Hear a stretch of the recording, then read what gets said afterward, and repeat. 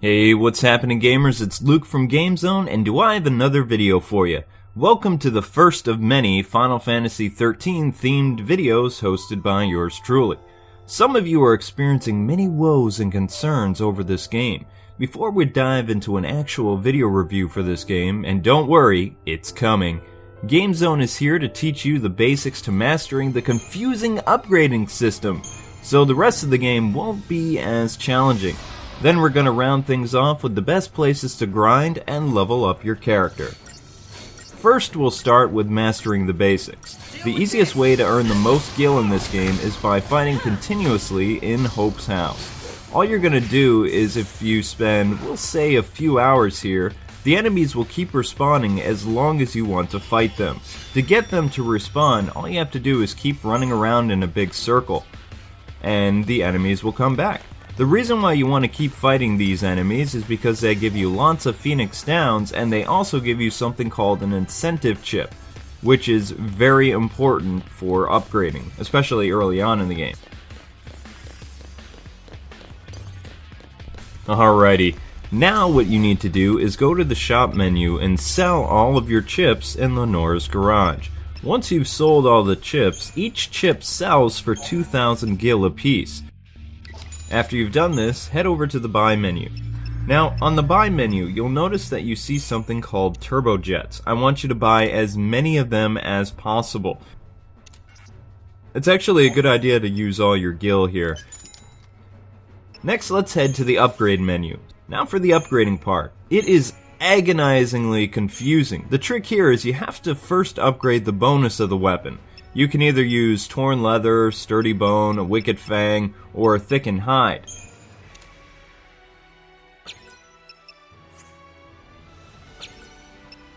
Now after doing that, you'll notice that you get like this little experience bonus afterward. Now after doing this, you want to select Turbojet. It's important to make sure that the quantity is exactly 22. This increases your chances for upgrading your weapon faster and getting the most possible bang for your buck, so to speak. And that basically does it. And the same concept should be employed when upgrading armor as well. It works really great, and don't really worry about the clock. You can play this game as long or as short as you want to, but it's important to grind. Trust me. The reason why upgrading is important is because, unlike other Final Fantasy games, the weapons you collect are crap. And as your character gains levels in this game, the weapon they have equipped gets stronger. So it's not like you can swap it out for a stronger weapon, although there are some armors that do let you do that. Personally, as big as an RPG veteran as I am, I'm not too happy that Square has abandoned the traditional leveling up system. You will never level up the old way. What developers have done instead is add the Crystarium system.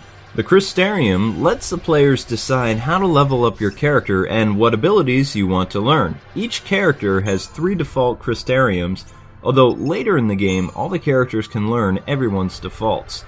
What I'm going to share now with you guys is the best places to gain Christogen points. We're going to be using the same method that we employed in Hope's house, except now we're farming Christogen points. Once players make it to the amusement park with Vanille and Chaz, and you've cleared out all the enemies as far as the eye can see, players will notice that only one type of enemy keeps respawning: the blue little blob-like creatures. Now for early on in the game, these little guys give a lot of Christogen points. Actually, 5 of them will give you 640 Christogen points. That's a lot of points, folks. Yours truly actually spent several hours when I discovered this. All the player has to do is get the enemies to respawn, like the video was showing. Run all the way back to the first little blue blob thing,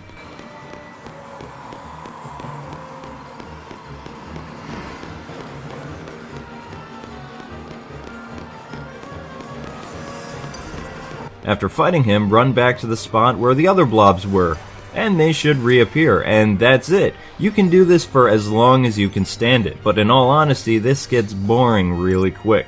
But you could hold up to a lot of points, but I would recommend gaining levels later, say in Pulse for instance. But it's a good idea to at least max out level 2 and everything when you're at the amusement park. Moving on to Pulse. Okay, by this point, I hope most of you have ended up fighting just about every enemy in the game. By now, you should be at least a level 3 in just about every default ability. But for Pulse, you're still going to get that feeling that you're pretty weak, as most of the enemies are going to seem like they're impossible to kill.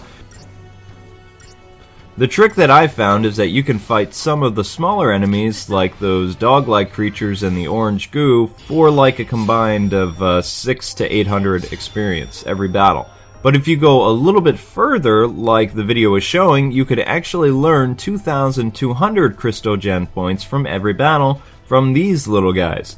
Now the first time you fight them, I'm not going to lie to you, it's going to be very hard, because they're actually going to summon a giant bird whom you probably won't be able to kill and you will lose. The trick for these fights that I've found is to kill these little guys as quickly as possible. So learn their weakness and use it against them. Also, if you guys are a very low level, then I would recommend having Shaz in your party so he can use haste so you can beat these guys very quickly.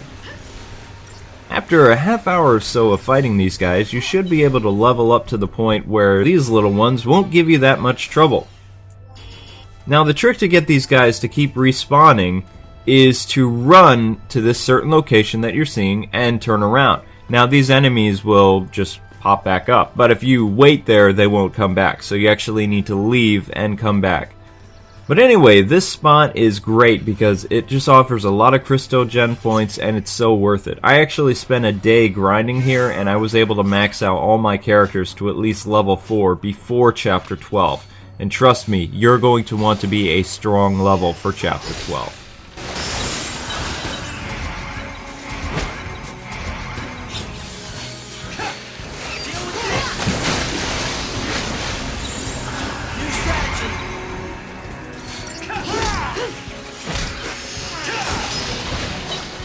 Before we wrap up, when you're on the last level, I would advise taking the portal back to Pulse to grind even more. Because what happened now is there are actually stronger enemies in the field. So you can actually get your characters to the maximum strength and levels very quickly. Because there will be different enemies that offer a lot more experience than those little guys you were fighting. Like take this cactus thing for instance, he will give you 5,000 Crystal Gen points each battle. And there are even stronger enemies that Final Fantasy addicts will continue to fight for even more experience. Heck, you'll even be able to take on those giant dinosaur things without any problem whatsoever. So in this video, GameZone gave you guys some tips and tactics on your journey to master the inner workings of Square's latest RPG. Thank you for taking the time to watch our first in a long video series of Final Fantasy XIII vids. In our next video, we'll be taking an in-depth look at the final boss of Final Fantasy XIII. And yes, we will be covering all 3 forms.